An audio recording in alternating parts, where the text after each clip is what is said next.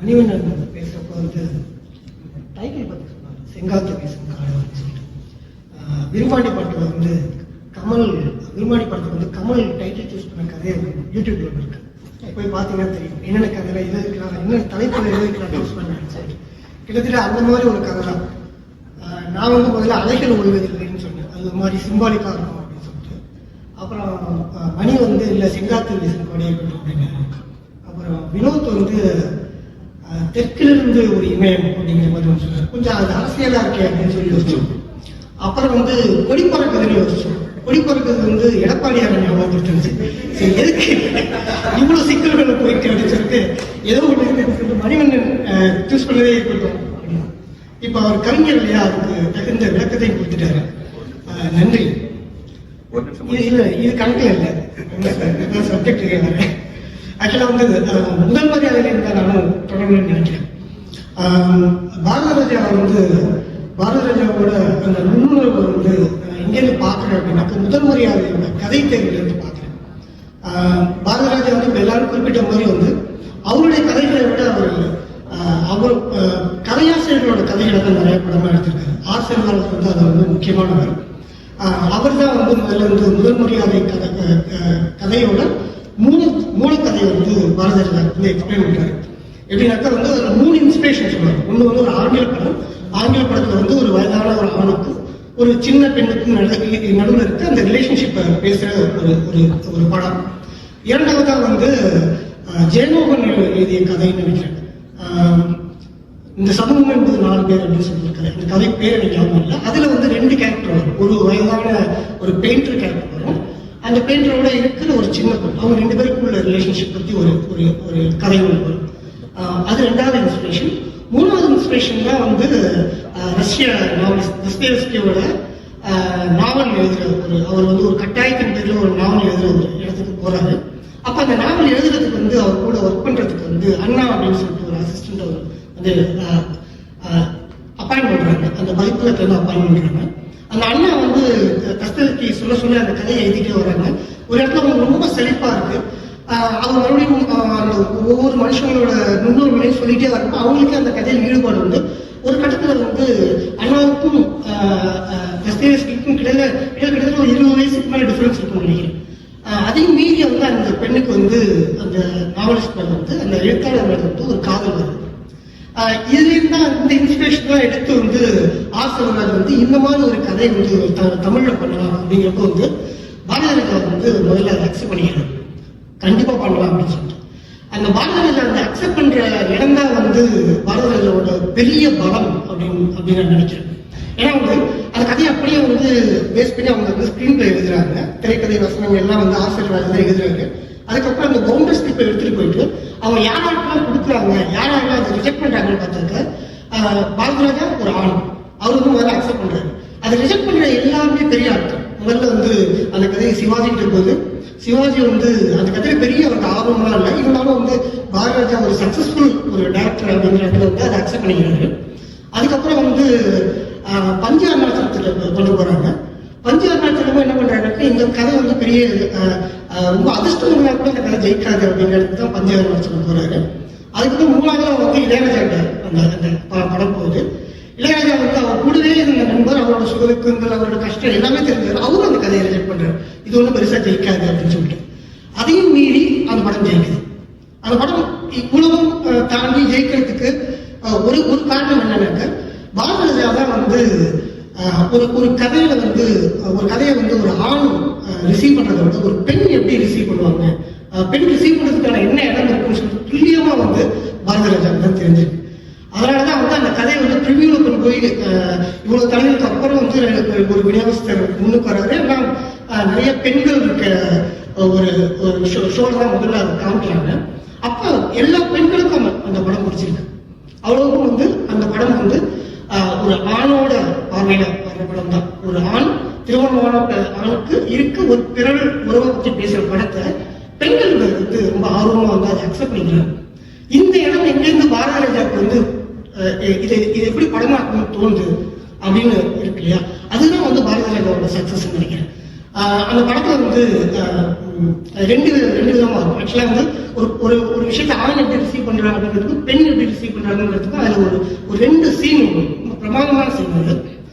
ஆணோட மனசு எப்பவுமே வந்து நம்ம இந்த பழைய காலத்து இந்த டிஃபன் கேரியர் ஒரு 4-5 எடுத்து இருக்கும். சாதம், குழம்பு, ரசம், கூட்டு, இவ்வளவுதான் ஆணோட மனசு வந்து இவ்வளவுதான். இந்த 4 விஷயத்துக்குள்ள அவன் எல்லாத்தையுமே வந்து சிந்திச்சு முடிச்சிருவான். ஆனா பெண்ணுக்கு அப்படி கிடையாது. பெண்ணுக்கு எப்படி சொல்லலாம்னாக்க நம்ம வந்து இந்த ஜியாகிரபி சப்ஜெக்ட்ல அந்த நில அடுக்குகளை பற்றி படிப்போம் இல்லையா, எந்த இடத்துல எந்த அடுக்கு இருக்கு, அந்த எந்த அடுக்கு எப்படி ரியாக்ட் பண்ணுறேன்னு நமக்கு தெரியாது. அவ்வளவு சிக்கலான ஒரு மனம் தான் பெண்ணுக்கு. இந்த இந்த ரெண்டு விதமும் எப்படி வந்து அந்த படத்தை அந்த படத்தை ரிஃப்ளெக்ட் பண்றாங்க. ஒரு சீன் வரும். பாரதிய சிவாஜியும் ராதாவும் சேர்ந்து எடுத்துக்கிட்டு ஒரு போட்டோ வந்து வெளியில வந்துடும். அதுதான் பஞ்சாயத்துக்கு போகும். பஞ்சாயத்துல போனாலும் பஞ்சாயத்துல எல்லாரும் இந்த 2 பேருக்குள்ள உறவை பத்தி பேசிட்டே வருவாங்க. ஒவ்வொருத்தரும் ஊருக்கு உள்ளவங்களும் ஒரு விதமா பேசுறவங்க. சிவாஜிக்கு வந்து ஒரே வசனம் தான், ஆமா நான் அவளை வச்சிருக்கேன், அதான் முதல் வசனம். அந்த அந்த கதையில பாரதிராஜா சொல்ல என்ன விரும்புறாரோ அதை வந்து சுருக்கமா சிவாஜிக்கு வச்ச ஒரு வசனம் வந்து ஆமா நான் வச்சிருக்கேன் அப்படின்னு சொல்லிட்டு. அதுக்கு அடுத்த சீன் வந்து அதே அதை வந்து ராதாவும் சிவாஜியும் பேசிக்கிற மாதிரி ஒரு இடம். அப்போ வந்து ராதா வந்து அந்த சீன் முடிகிறப்ப சிவாஜி சொல்றாரு, நீ வந்து மனசான இந்த நேசியா அப்படின்னு இல்ல அப்படின்னு சொல்லிட்டு போயிடுவாரு. அப்ப நான் முதல்ல வந்து வச்சிருக்கேன்னு பஞ்சாயத்தை சொல்லுவாரு, கடைசியா வந்து இல்லை அப்படின்னு சொல்லிட்டு வேகமா நடந்துருவாரு. இது ரெண்டுத்துக்கு நடுவில் ராதா ஒரு கேள்வி வைப்பாங்க அவன்கிட்ட.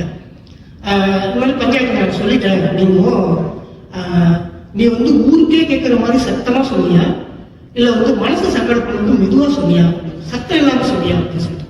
இந்த இடம் இருக்குல்ல, இந்த இடம்லாம் வந்து பெண் அந்த கதையை எப்படி பாக்குறாங்க, பெண் அதுல இருந்து என்ன ரிசீவ் பண்றாங்க. ஆணுக்கு வந்து துணையில் தோணுது, ஆணுக்கு நான் வச்சிருக்கேன் இல்லைனாக்க இல்ல அவ்வளவுதான்.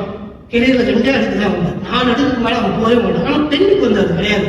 நீ சொல்லிட்ட, ஆனா நீ எப்படி சொன்னாங்க, அவன் எல்லாருக்கும் நேரம் இந்த உறவை நான் ஏத்துக்கிறேன் அப்படின்னு தைரியத்தோட திடத்தோட சொன்னியா, அல்லது யாருக்கும் சங்கடம் வரக்கூடாது அப்படிங்கிறதுக்காக இல்ல இல்லை அப்படிங்கிற ரொம்ப சாந்தமா சொன்னியா. இந்த நுட்பம் வந்து பாரதிராஜா இருந்ததுனாலதான் வந்து பாரதிராஜா படங்கள் தொடர்ச்சியா வந்து எல்லா படங்களும் வந்து பெண்களால கொண்டாடப்பட்ட படங்கள் தான் இருந்திருக்கு. அந்த இடத்துல வந்து பாரதிராஜா வந்து ஒரு அற்புதமான கிரியேட்டரா இருந்திருக்கு. அப்புறம் வந்து பாரதிராஜா வந்து ஒரு விழாவில் வந்து அவரோட வெள்ளி விழா, ஒரு வெள்ளி விழா சென்னையில் நடக்குது. அதுல வந்து சொன்னாரு, நான் நிறைய பேர்ல நான் வந்து இன்ட்ரடியூஸ் பண்ணியிருக்கேன், நிறைய நடிகர்கள் இன்ட்ரடியூஸ் பண்ணியிருக்கேன், என் படங்கள் தொடர்ந்து ஜெயிச்சிட்டு இருக்கு, எனக்கு யார் போட்டிக்கு வந்தாலும் நான் தான் ஜெயிப்பேன், நான் தான் முதல்ல இருப்பேன் அப்படின்னு சொன்னார். அதாவது இந்த மாதிரி பெரிய ஆட்கள் வந்து தன்னை வந்து மாஸ்டர்ஸ் அப்படின்னு சொல்லிக்கிற இடம் இருக்குங்க. நிறைய நீங்க எழுத்தாளர்கள் பார்க்கலாம் தன்னை மாஸ்டர்னு சொல்லிப்பாங்க. மாஸ்டர்னு சொல்லிக்கிற வந்து எப்படின்னாக்க, நானும் வந்து ஒரு பீடத்துக்கு மேல இருக்கேன், எனக்கு கீழே நிறைய பேர் இருக்காங்க, அது வரல மாஸ்டர் அப்படிங்கிறது. ஆன்மீகத்துல மாஸ்டர் அப்படிங்கிறது என்னன்னாக்க, ஒருத்தர் வந்து தண்ணியே ஜெயிக்கிற இடம் தான் மாஸ்டர். தனக்கு ஒரு இலக்கு இருக்கு, அந்த இலக்குல இருந்து தண்ணியே ஜெயிக்கிற இடம்.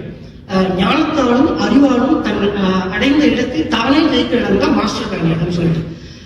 பாரதிராஜா இந்த மாதிரி ஒரு விஷயத்த சொல்றப்ப நானே தான் ஜெயிப்பேன், நான் தான் முதல்ல அப்படிங்கிறப்ப எல்லாருக்கும் அது கொஞ்சம் ஷாக்கிங்கா இருக்கு. இதே மாதிரி ஒரு வார்த்தையை வந்து இளையராஜா அடிக்கடி சொல்லுவார், இதே மாதிரி ஜெயமோகன் சொல்லி பார்த்துருக்கோம். ஸோ அந்த நம்பிக்கை, தன்னை மாஸ்டர்னு சொல்லிக்கிற நம்பிக்கை எங்கேருந்து வருது அப்படின்னாக்கா, இந்த படத்துக்கு அப்புறம் நான் இன்னொரு படத்துக்கு குறிப்பிட விரும்புகிறேன். அது பெரும்பாலும் வந்து அது படம் படம் இல்லை அப்படிங்கிறதுல நிறைய பேர் பார்த்துக்கிறதுக்கான வாய்ப்பு குறைவு. அவரோட 70 வயசுக்கு அப்புறம் வந்து அமேசான் வந்து ஒரு வெப் சீரிஸ்ல வந்து அவர் ஒரு எபிசோட் பண்றாரு. மாடர்ன் லவ் சென்னை அப்படின்னு சொல்லிட்டு ஒரு வெப் சீரிஸ் இருக்கு. அதுல வந்து பறவைகள் கூட்டில் வாழும் மான்கள் அப்படின்னு சொல்லிருங்க பேசிக்கிறேன். பறவைகள் கூட்டில் வாழும் மான்கள் அப்படின்னு சொல்லிட்டு ஒரு ஒரு எபிசோட் ஒன்று பண்றாரு. அந்த எபிசோட் என்னன்னாக்கா, ஒரு அழகான கணவன் மனைவி, அவங்க 2 பெண் குழந்தைகள் இருக்காங்க. அந்த அழகான கணவன் மனைவியில வந்து அந்த கணவர் வந்து டெய்லி ஒரு ட்ரெயின்ல போயிட்டு வர்றாரு. ட்ரெயின்ல போயிட்டு வரப்போ ஒரு பெண்ணை பார்க்கறாரு. அந்த பெண் மேல அவருக்கு காதல் வருது. இப்ப இது வந்து கிட்டத்தட்ட வந்து இந்த மண் வாசனையோ அல்லது வந்து கருத்தமாவோ அல்லது வந்து முதல் மரியாதையை எடுத்த அந்த புரட்சிகரமான பீரியட் கிடையாது. ரொம்ப லவுடா படங்கள் பேசுறது, ரொம்ப சத்தமா வசனம் பேசுற பீரியட் கிடையாது. இப்போ வந்து நம்ம எல்லாருமே வந்து இப்ப வீட்டுக்குள்ள ரொம்ப நுட்பமா ஒருத்தருக்கு ஒருத்தர் பேசிக்க ஆரம்பிச்சோம். பஞ்சாயத்துலாம் கிடையாது. நம்ம பொது பிரச்சனை நம்ம சொந்த பிரச்சனை பஞ்சாயத்துல பேசுறது கிடையாது, வீட்டுக்குள்ள பேசுறவங்க. அப்ப வீட்டுக்குள்ள பேசுறப்ப வந்து இந்த சுச்சுவேஷன் எப்படி ஹேண்டில் பண்றதுக்கு ரொம்ப அழகா அந்த படத்தை பண்ணியிருப்பாரு. எந்த பிரச்சனையும் இருக்காது, கணவன் மனைவி 2 பேரும் காதல் கல்யாணம் பண்ணவங்க தான், அவங்களுக்கு குழந்தை இருக்க எந்த பிரச்சனையும் இருக்காது. அதையும் தாண்டி அவருக்கு ஒரு லவ் வரும். அந்த லவ் வந்தோம்னா அந்த மனைவியை வந்து அந்த காதலியை வந்து வீட்டுக்கு அழைச்சிட்டு வருவாரு. வீட்டுக்கு அழைச்சிட்டு வந்து அவரு மனைவி காதலி 3 பேரும் பேசுவாங்க. என்ன பேசுவாங்கன்னாக்க இந்த பிரிவை வந்து எப்படி நம்ம ஹேண்டில் பண்றது. உனக்கு தெரிஞ்சு போச்சு, அவன் இனிமே அவன் காதலியோட தான் இருக்க போறான்னு தெரிஞ்சு போச்சு. நான் வந்து சண்டைதான் போட விரும்பல, நம்ம 2 பேரும் ஒன்னாதான் வந்து நேசிச்சோம், ஒன்னாதான் கல்யாணம் பண்ணிட்டோம், நல்ல விதமா தான் இருக்கும். ஆனா இந்த பிரிவை வந்து நம்ம எப்படி வந்து யாருக்கும் எந்த மன வருத்தமும் இல்லாம ஹேண்டில் பண்றது அப்படின்னு சொல்லிட்டு அவங்க 3 பேரும் இல்லாம அந்த பையனோட அப்பாவும் உட்கார்ந்து அதை பேசி எப்படி பிரியுறது அப்படின்னு எடுத்துட்டு வருவாங்க. ரொம்ப மென்மையா, ரொம்ப சாஃப்டா இப்படி ஒரு கதையை வந்து இப்படி ஒரு மொழியில இப்படி ஒரு அமைதியா வந்து பாரதியார் சொல்லுவாரா அப்படின்னு யாருமே எதிர்பார்த்துக்க மாட்டாங்க. அவ்வளவு அழகா இருக்கும். அசோகத்திரனோட புலிக்கலைஞனோட கதை இருக்கும். அதுல வந்து இந்த புலி வேஷம் போடுறவங்க வந்து எதுக்குமே வழி இல்லாம இருக்கப்ப வந்து ஸ்டேஷன்ல வந்து ஒரு புலி வேஷம் போட்டு ஒரு டான்ஸ் ஆகும். எதுக்குமே வழி இல்லாம இருக்கும். அப்படியே அந்த உடம்புலாம் அப்படியே உருகி தோல்லாம் அப்படி எலும்புலாம் உருகி இப்படி ஒரு மாதிரி கூன் விழுந்து அப்படி இருப்பான். ஆனா அந்த புலி வேஷம் போட்டு அவன் ஆட ஆரம்பிச்சப்ப அந்த ஸ்டேஷனே அப்படியே அதிர்ந்து போய் நிற்கும் அவன் ஆடுறதை பார்த்துட்டு. கிட்டத்தட்ட வந்து நான் வந்து பாரதிதாசுக்குள்ள இருக்க ஆர்ட்டை வந்து நான் அப்படிதான் பார்க்குறேன். அவருக்குள்ள ஒரு பயங்கரமான ஒரு புலி மாதிரி அந்த ஆர்ட் இருக்கு. ஒரு கலைஞன் எவ்வளவு மேலே போனாலும் எவ்வளவு கீழே வந்தாலும் கலை என்று வந்து விட்டால் அது எப்போதுமே புலிதான். நன்றி.